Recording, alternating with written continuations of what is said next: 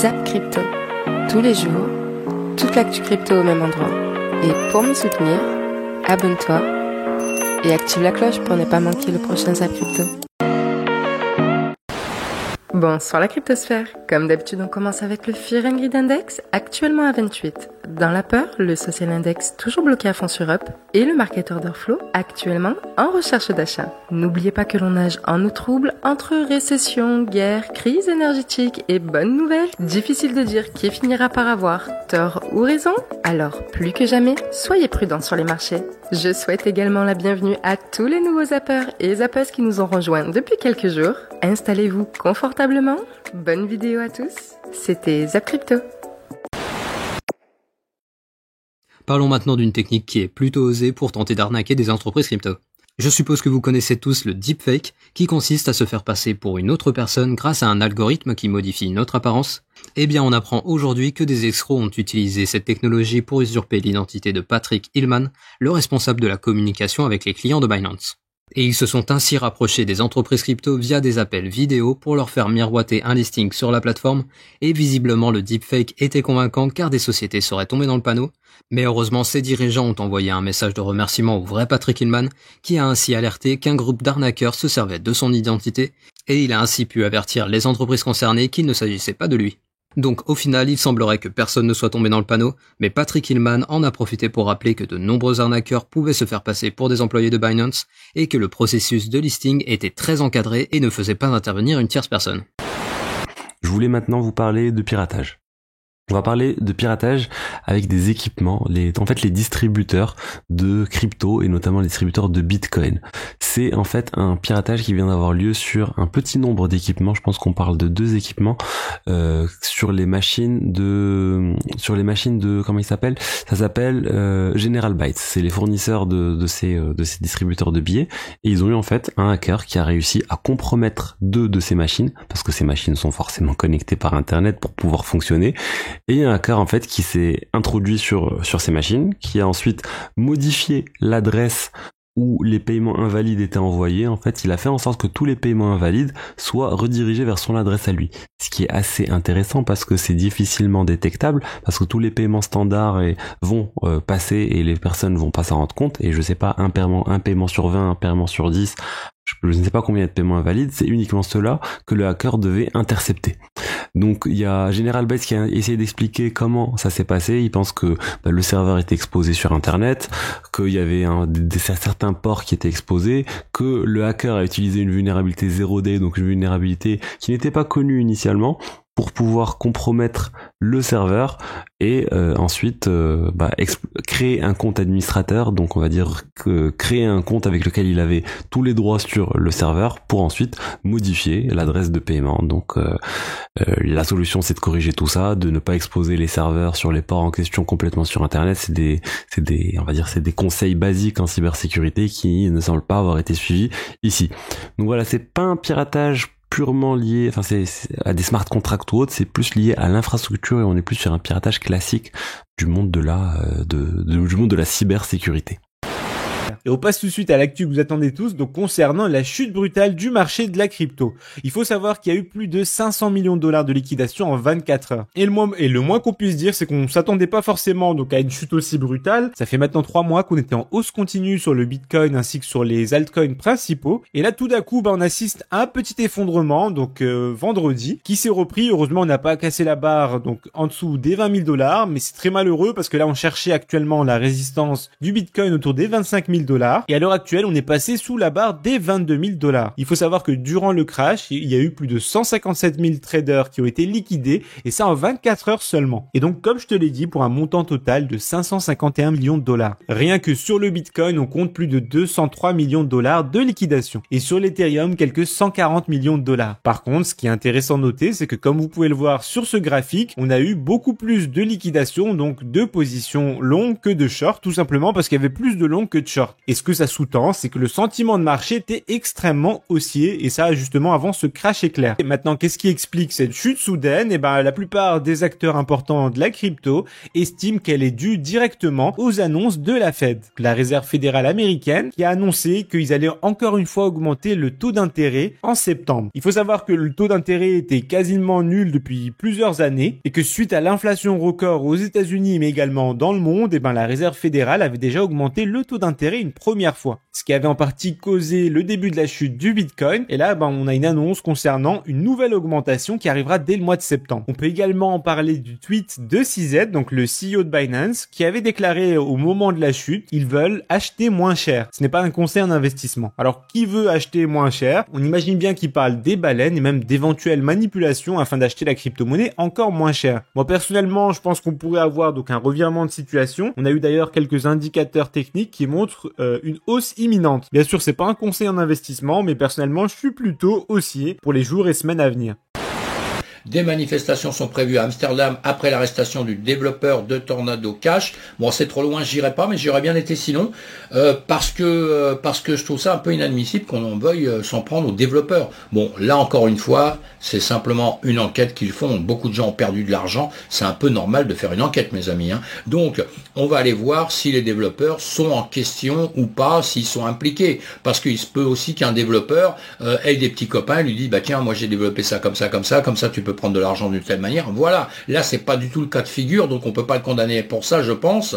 Et on peut pas condamner des gens qui mettent en place des sites internet. Un développeur, c'est quoi? C'est quelqu'un qui fait de l'informatique, qui code, qui fait des choses que des gens comme moi ne savons pas faire. Et quand on veut un site ou quoi que ce soit, ou quand on veut faire une entreprise, on leur dit, voilà, fais-moi ci, fais-moi ça. Et eux, ils font des codes, ils font tout. Mais si moi je suis coupable de quelque chose derrière, je vois pas pourquoi lui, le développeur, serait condamné. Ça me paraît complètement absurde. Et enfin voilà. Et je pense que pour l'instant, c'est juste au niveau d'enquête évidemment. Et emprisonné, on verra si c'est peut-être un grand mot là dans l'immédiat. Enfin, on va voir ça, on va suivre ça de près. L'homme étouffe la planète. Elle a de la fièvre. La vie sauvage n'y trouve plus sa place. Elle recule face aux agressions incessantes des activités humaines. Les paysages sont remodelés par le développement agricole et urbain, et la biodiversité s'éteint sous la pression de la pollution et du changement climatique. Il y a urgence, et chacun le sait. Selon le dernier rapport du groupe international d'experts pour le climat, le GIEC, pour parvenir à atteindre l'objectif de limiter la hausse des températures à 1,5 degré d'ici à 2030, il nous faudra réduire de 43% nos émissions de gaz à effet de serre. 43%, c'est énorme, et jusqu'à maintenant, le monde n'a fait aucun progrès. Année après année, la situation s'aggrave sans que personne ne bouge, et année après année, le risque augmente pour les autorités de devoir imposer des mesures brutales aux populations quand la situation deviendra insoutenable. Pas très loin de chez nous, aux Pays-Bas, c'est ce qui est en train de se passer. Le spécialiste historique de la tulipe est aussi le premier producteur de viande d'Europe. Depuis plusieurs années, il est confronté à une grave crise environnementale, la pollution au nitrate qui empoisonne la vie des habitants et lui vaut des problèmes avec la justice. La situation a tellement dégénéré que le gouvernement a été sommé en 2019 de prendre des mesures d'urgence qui ne plaisent pas du tout aux éleveurs désignés comme responsables. Le cas des Pays-Bas n'est pas unique et son modèle agricole fondé sur l'élevage intensif n'est pas non plus isolé. Il se pourrait donc que d'autres pays en viennent à utiliser les mêmes moyens. Mais généraliser les mesures contraignantes est contraire à la liberté des individus, même si c'est pour faire des choses bien, comme sauver un bout de terre ou dépolluer un site, on appelle ça l'autoritarisme. Et quand les vraies raisons cachées derrière ces mesures liberticides n'ont environnementales que leur qualificatif sur le papier, il ne faut pas s'étonner que la population réagisse une fois de plus. Pour certains observateurs, cette énième contestation populaire annonce d'ailleurs que l'humanité est entrée dans une nouvelle ère, celle du soulèvement. Il pose aussi une autre question fondamentale. Allons-nous encore accepter d'abandonner nos libertés pour nous soumettre sans condition à des mesures autoritaires, comme nous l'avons fait pendant la crise sanitaire? La démocratie ou tout autre système fondé sur l'entière liberté des individus est-elle en danger? Sera-t-elle alors capable de manœuvrer la transition écologique, qui semble coûter de plus en plus cher, créer de plus en plus d'inégalités, et exiger toujours plus de sacrifices aux classes populaires à chaque fois que le monde gagne 1 point de croissance économique et 4 nouveaux milliardaires? Figurez-vous que la question fait l'objet d'un grand débat et que rien n'est encore perdu. Franchement, quand tu vois le titre, ils sont chauds les gars. Mais ils sont même pas chauds, ils sont méga quand chauds. tu vois la vitesse à laquelle l'audit est sorti, à savoir 48 heures après l'annonce de l'association avec la boîte italienne, voilà, moi il y a ça et il y a autre chose. On en parlait avec Pete il y a 2-3 jours. Ils ont plus de 28 milliards en bons du trésor américain. Il suffit qu'il y ait une couille aux États-Unis ou quoi que ce soit. les bons du trésor, frérot. Mais on va pas être mauvaise langue. Nous, on va rester sur l'USDC. Mais ils ont les encouragements. Donc là, pour l'instant, t'as commencé la news en disant, les gars, il y a peut-être un complot d'illuminatistes, de reptiliens, pizzaiolo qui mettent de l'ananas sur une base crème fraîche. Là, t'es en train de mettre des doutes et des soupçons d'illuminatistes complotistes assez forts quand même. Non, le doute, c'est un grand mot, mais attention quand même. Ils sortent un truc du chapeau au bout de 2 jours d'association. Un audit, c'est long. En 48 heures, ils ont audité tous les comptes et ils disent que la liquidité, elle est là. Est-ce qu'ils ont repris les anciens audits, tu sais, de la boîte d'avant? Ils ont fait un copier-coller. C'est carré. Moi, je laisserai un petit peu de temps couler pour être sûr qu'effectivement, tout a bien été audité et qu'il n'y a pas eu de trucage de compte ou je ne sais quoi. Je force le trait, mais c'est le même crayon, comme dirait Bonjour Tristesse. Mais très clairement, voilà, moi pour le coup, ok, c'est rassurant. Ok, ils font un pas en avant qui est mieux. Un audit trimestriel passe en mensuel. Le cabinet d'audit qui a été changé. Il y a quand même des mieux. Voilà, il y a pas de doute là-dessus. Ça reste une grosse entité. TTR quand même, c'est pas dans leur intérêt que de faire de la merde. Maintenant, ça sera pas les premiers à faire de la merde. Je vais ouvrir un peu le sujet. J'aimerais bien savoir comment l'audit s'est passé. On sait pas quels sont les mécanismes derrière un audit. J'aimerais bien savoir sur quelle timeline ils regardent justement toute cette trésorerie. Si ils regardent sur 10 ans, sur 2 ans, sur ouais, parce que va savoir. Heures. Si ça se trouve 3 jours avant, ils ont rempli les coffres. Ils ont fait ce qu'il fallait pour. Ouais, c'est vrai. Au-delà de remplir les coffres, ça se trouve 3 jours avant, ils ont faussé les comptes, tu vois. C'est pour ça que les gars, je pose la question. Moi, je suis un novice, je ne suis pas un cabinet d'audit. Une chose est sûre, c'est que l'USDT, ce qu'ils veulent, c'est être les numéros 1. Pendant ce temps, en Australie, le nouveau gouvernement annonce les grandes lignes de la régulation des cryptos. À savoir que le gouvernement actuel semble vouloir faire bouger les choses un peu plus vite que l'ancien gouvernement qui avait fait des promesses mais qui, au final, n'aurait rien fait pour réguler le secteur. Et il déclare qu'il ne souhaite pas émettre de règles trop restrictives pour ne pas faire fuir les entreprises du secteur, et ils estiment qu'avant de réguler, il faut tout d'abord comprendre les enjeux du secteur, et pour cela, il devrait commencer par appliquer une recommandation du Sénat qui va permettre de cartographier l'écosystème en classifiant les différents actifs allant des différentes cryptos, des NFT ou des stablecoins afin d'apporter plus de clarté pour les régulateurs qui ont besoin de comprendre l'organisation pour apporter des règles cohérentes.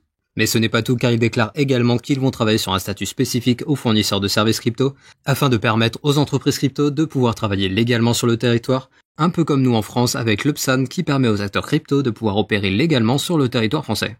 Bref, alors qu'il y aurait environ la moitié des Australiens qui posséderaient des cryptos, pour le moment il ne s'agit que d'annonces et le gouvernement australien est désormais attendu au tournant par les autres parties du pays, car l'ancien gouvernement avait également fait des promesses mais n'avait rien finalisé. La crainte qu'on a aujourd'hui, c'est effectivement que lors du discours de Jackson Hole, qui aura lieu vendredi soir, en fin de journée pour nous, Européens, eh bien, c'est qu'ils viennent nous dire que finalement, oui, lui, il veut battre l'inflation et qu'il se fout totalement du fait qu'à force de taper sur les taux à la hausse, eh bien, ils nous mettent tout le pays, tout le monde, enfin, les États-Unis, entre autres, en récession. Non, parce que, globalement, la Chine sont plutôt en train de ralentir. Nous, en Europe, c'est même plus une question de savoir si on va aller en récession. Là, plutôt, c'est la question qu'on a, c'est combien profond on va aller en récession. Surtout quand on n'aura plus de gaz et plus d'énergie cet hiver. Merci la Russie.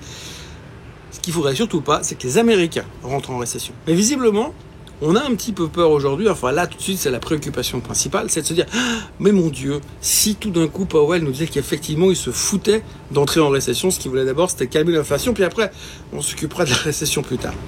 Alors, je vous cache pas que ça va être impossible que Powell se pointe vendredi en disant « je me fous totalement de la récession ». Mais de nouveau, ce sera à nous d'interpréter comme on sait aussi bien le faire les paroles de la Fed, les écrits de la Fed, les mimiques de M. Powell, la couleur de la cravate de M. Powell, savoir s'il portera une chemise unie ou une chemise rayée.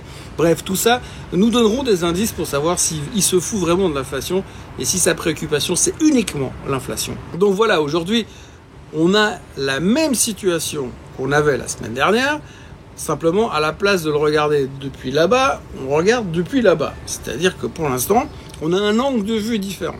Mais c'est la même chose. C'est la même chose. Le CPI, il est à 8,5%. Aux dernières nouvelles, on ne sait pas trop où est-ce qu'il sera dans un mois. En Europe, ça va pas très bien, voire pas bien du tout. Les tensions géopolitiques sont pareilles. Les problèmes de chaîne d'approvisionnement, c'est pareil. Et les valorisations des titres, c'est pas pareil. Ils sont beaucoup montés. Ils sont beaucoup montés ces derniers temps en anticipation d'une amélioration des choses. Donc pour l'instant, c'est pas gagné.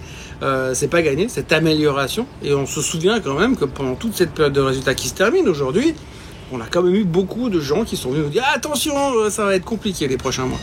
Et ouais, ça va être compliqué les prochains mois, sauf qu'aujourd'hui, on a anticipé le fait que ça allait aller beaucoup plus vite que prévu. Sauf que pour l'instant, on se dit « Et si ça n'allait pas aussi vite que prévu ?» Ici, donc, c'est le dollar en daily. Donc, une bougie est égale une journée. Et en fait, ce qu'on peut voir, c'est que on est en train de monter, mais vraiment c'est exponentiel. On peut le voir là, c'est parabolique sur le dollar. Donc, ça veut dire quoi? Ça veut dire que les investisseurs sortent leur liquidité des risk-on, comme par exemple le S&P 500, le Nasdaq, ou bon, bref, toutes les actions, les penny stocks, mais également, bien sûr, les crypto-monnaies pour les mettre dans le dollar, pour pouvoir se protéger contre une potentielle chute. Donc, est-ce qu'il va y avoir encore une grosse chute, vraiment une grosse descente aux enfers? On va rapidement le savoir. En tout cas, on est plus dans une période qui est plus à mener à baisser qu'à monter. Donc, que ça soit niveau macroéconomie, géopolitique, niveau sanitaire, bref, tout va dans le même sens. Tout nous montre en fait une descente aux enfers plutôt qu'une montée avec un bottom qui est déjà posé. Mais on ne sait pas, personne ne voit l'avenir. Si un autre YouTuber vous dit que le Bitcoin ou l'Ethereum ou n'importe quoi va aller à tel endroit, à tel moment, etc., c'est faux, hein. Faites attention. On peut commencer à essayer de prédire différents endroits et donc mettre en place différents plans pour pouvoir être en fait prêt dans les différentes, on va dire, dans les différents plans, tout simplement. Je sais pas pourquoi j'ai voulu chercher un autre mot, mais personne ne pourra prédire vraiment l'avenir. Donc vraiment, voilà, c'était le petit moment tonton, le petit moment prévention. Bref, donc là, la chose à surveiller, c'est les 109 points juste ici. Donc ce que vous pouvez faire, c'est poser une alarme dessus. Donc juste ici, hop, mettre une alarme pour le Dixie.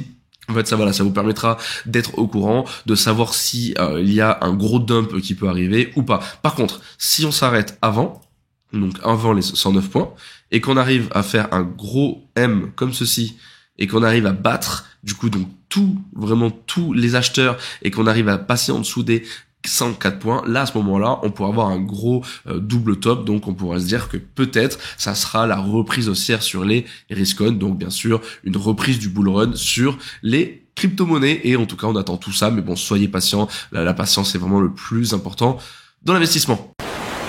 Je pense que si on vient autour des 20 000 et qu'on va sous 20 000 $, on va revoir beaucoup d'articles et beaucoup de médias vont en parler. Le Bitcoin s'effondre et reva sous 20 000 $. Du coup, beaucoup de gens qui s'intéressent pas vraiment aux cryptos vont entendre ça et vont se dire les cryptos c'est de la merde, c'est pas un bon investissement, ça fait que chuter. Et du coup, c'est une bonne chose. Si les gens pensent ça fait que y a pas tout le monde qui va se ruer dedans. Parce que quand ça faisait que chuter, beaucoup de gens se sont rués et maintenant sont coincés plus haut et n'ont aucune envie, c'est que ça remonte pour vendre. Par exemple, il y a beaucoup de gens qui ont all-in vers les 25 000 $ et se sont retrouvés coincés et le prix n'arrive plus à repasser ces 25 000 parce que beaucoup de gens ont acheté ici. Et c'est ce qui fait que la smart money doit débloquer ces gens, mais la smart money a probablement envie d'acheter la peur et la capitulation de ces gens-là pour acheter ça plus bas. Donc c'est ce qui fait qu'on peut pousser les prix plus bas pour acheter la peur. On en avait parlé également, mais en termes de volume profile, qui est un indicateur que j'utilise beaucoup, qui peut indiquer justement des zones de travail du marché, lui nous indique plutôt qu'il reste une dernière zone à travailler vers les de 12 100 jusqu'à 17 300. Donc ça voudrait dire qu'il nous resterait une dernière jambe baissière ici pour poser un bottom probablement cet hiver, si vraiment un bottom doit être posé. Si on prend du graphique, sans prendre des indicateurs pour le moment, qu'est-ce qu'on constate de façon assez rapide ? C'est que actuellement on se trouve sur un support clé. Pourquoi c'est un support clé? Tout simplement parce que ici on a eu une clôture qui s'est faite ici. On a eu une clôture, un haut de bougie, un bas de bougie, un haut de bougie et ici un haut de bougie. D'accord? Donc c'est un niveau technique important. Alors évidemment, c'est une droite que je viens de tracer, mais on peut tout simplement définir une zone. Et quelle est cette zone? Eh bien, c'est tout simplement entre 20 700. Vous voyez qu'ici, on a eu cette bougie baissière. Alors, pour ceux qui sont fans de Smart Money, c'est ce qu'on appelle un order block. Donc, c'est une bougie baissière juste après un mouvement haussier. Donc, vous voyez qu'ici, on a eu un mouvement haussier, bougie baissière et mouvement haussier. Donc, c'est ce qu'on appelle un fameux order block dans les Smart Money concepts. On a ici, pareil, un haut de bougie, bas, etc. Donc, toute cette zone dans laquelle on se trouve, c'est tout simplement ce qu'on peut appeler une zone de support. Si, par exemple, on prend Fibonacci pour ajouter des confluences, on est tout simplement ici sur les fameux 70,05. Donc, c'est un niveau qui est extrêmement utilisé par les algos et on voit que dans beaucoup de mouvements, parfois le prix s'arrête pile poil sur les 70,05. Donc c'est tout simplement un niveau qui revient très souvent.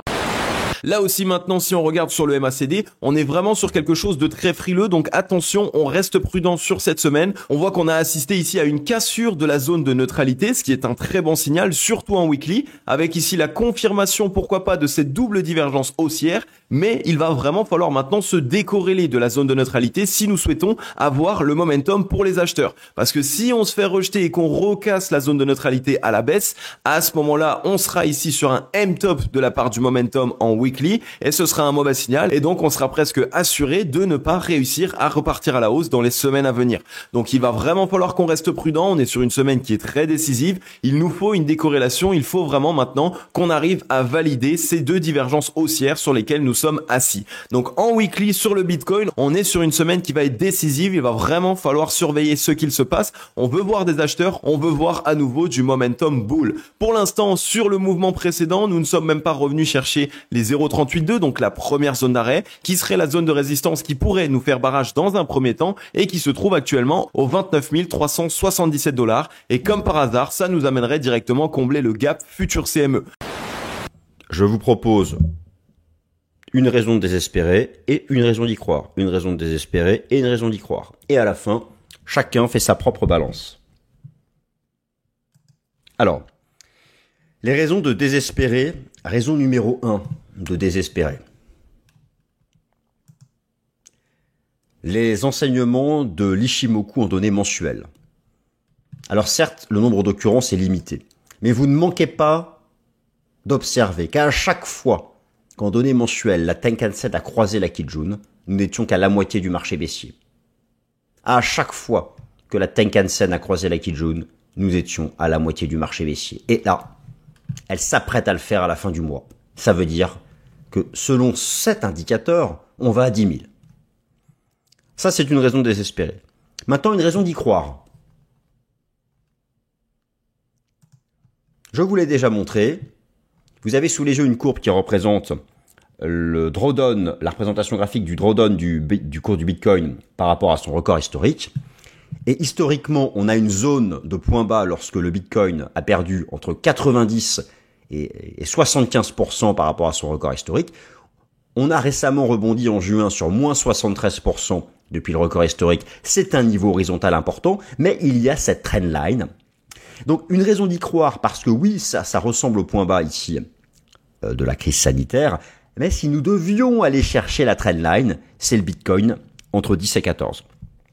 Alors c'est une raison d'y croire et aussi un peu de désespérer, enfin c'est un peu entre les deux. Maintenant, une raison de désespérer puissante. Et rassurez-vous, j'ai des raisons d'y croire aussi. Je vais passer sur le Bitcoin All-Time History Index en données hebdomadaires. J'ai appliqué entre le point bas du choc boursier de la crise sanitaire et le point haut, le volume profile, la distribution du volume par zone de prix.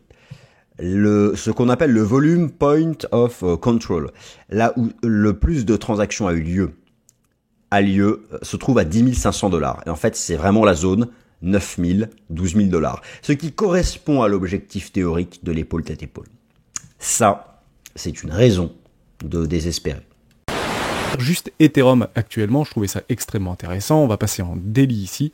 Et où est-ce qu'on est en train de travailler notre petit Ethereum? C'est très simple, sur un premier arrêt, jusqu'à preuve du contraire. Tant que le premier arrêt tient, c'est chirurgical en réalité.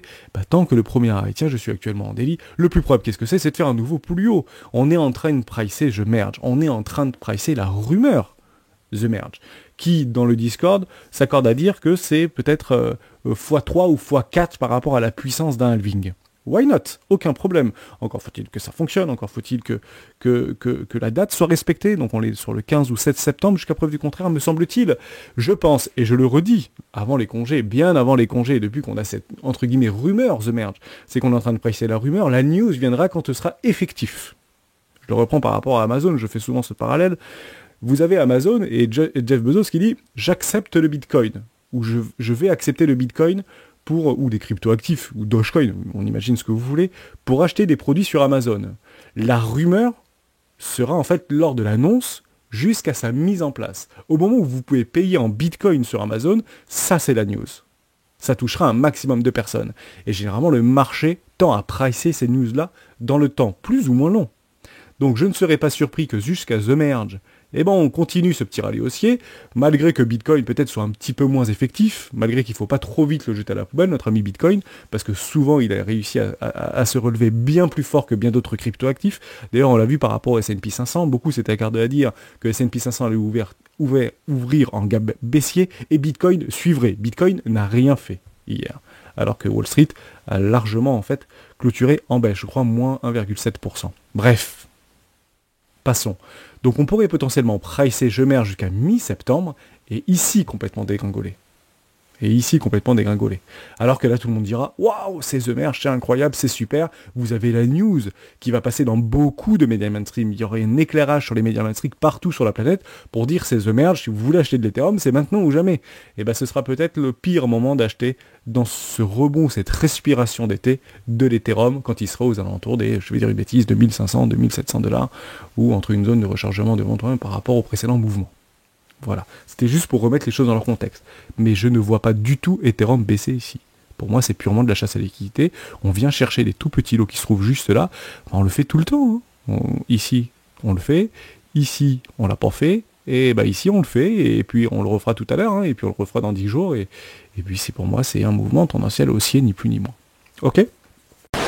Alors, évidemment, il y en a qui se posent la question. J'y arrive pas encore. J'essaie, etc. Alors, dites-vous bien que c'est accessible, c'est faisable, mais ça demande de la persévérance, de la discipline.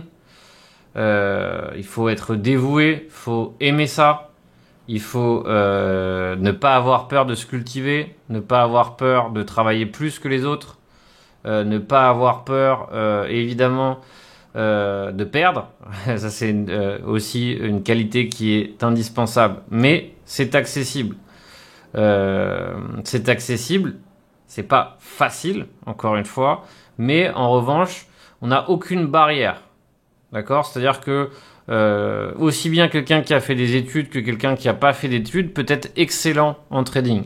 Donc c'est ça l'avantage, c'est que derrière finalement voilà, tout le monde peut le faire, tout simplement.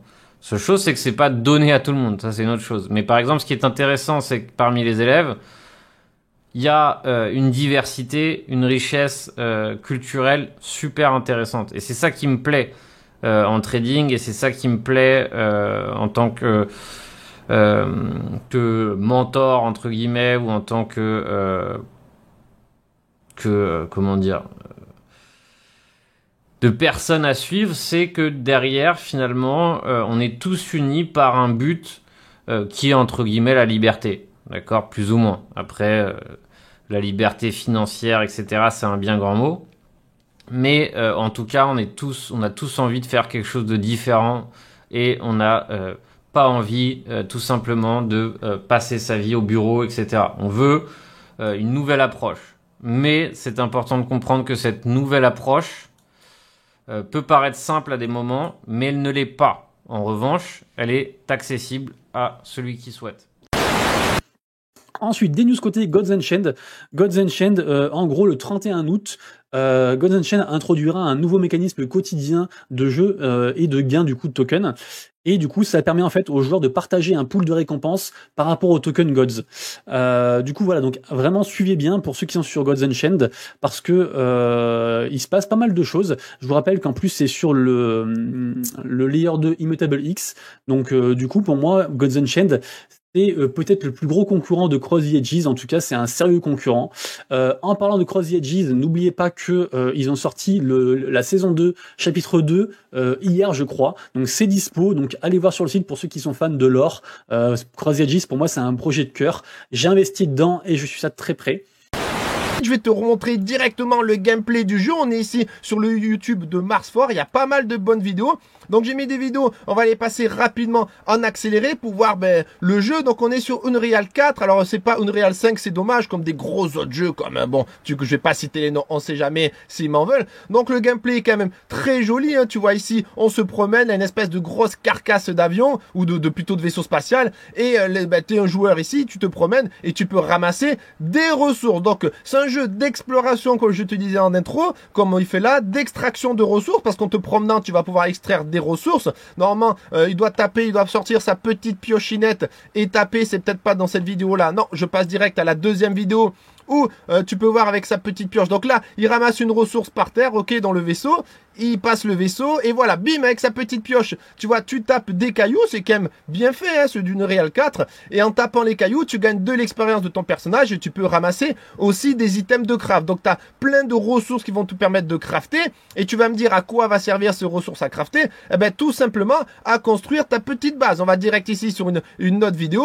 Donc cette fois, tu vois, on est dans le soleil, donc c'est beau, tu vois ici tout ce qu'il a ramassé, tous les items qu'il a ramassé, le personnage dans le jeu, et il va pouvoir crafter donc des espèces d'items pour construire ta base. Donc parce que le but principal de Mars, c'est de construire ta colonie sur une terre que tu possèdes ou pas. C'est comme tous les jeux. Tu peux jouer en free-to-play si t'as envie, bien sûr, et sortir rien du tout. Tu peux mettre du pognon dans le jeu. Le pognon, il va consister en quoi? Il va consister à acheter des NFT qui sont des terres, donc posséder tes propres terres sur Mars. Je te rappelle qu'ils ont mappé la vraie carte de Mars venant de la NASA et ils vendent des parcelles de terre. Alors, ce zap t'a plu? Dis-moi en commentaire quelle est l'actu qui t'a le plus intéressé. Et si tu as manqué les actus d'hier, retrouve juste ici le Zap Crypto de la veille.